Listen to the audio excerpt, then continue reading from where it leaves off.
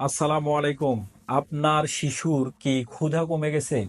না খেয়ে থাকলেও কি ওর পেট ব্যথা করে? এমন কিছু লক্ষণ আছে যেগুলো আমাদের বুঝতে সাহায্য করে শিশুর পেটে কৃমি হতে পারে। অনেক সময় দেখা যায় শিশু বারবার খেতে চায়, কিন্তু তারপরেও তার ওজন বাড়ে না। আবার কারো কারো খাওয়ার ইচ্ছাই কমে যায়।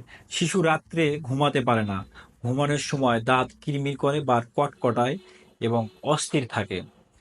পেট ব্যথা হয় বিশেষ করে নাভির চারপাশে। শিশু ঠিকমতো বলতেও পারে না, শুধু কষ্টে ছটফট করে।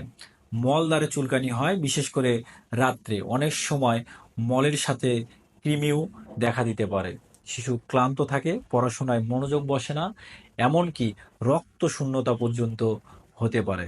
এসব লক্ষণ দেখলে ভয় পাবেন না। কৃমি খুব সাধারণ একটি সমস্যা, কিন্তু সময় মতো কৃমির ঔষধ না খেলে তার শিশুর শারীরিক এবং মানসিক বিকাশে ব্যাঘাত ঘটতে পারে। তাই প্রতি 6 মাসে একবার শিশুকে কৃমিনাশক ঔষধ খাওয়ান।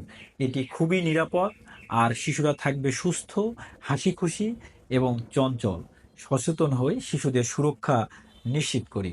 Thank you very much.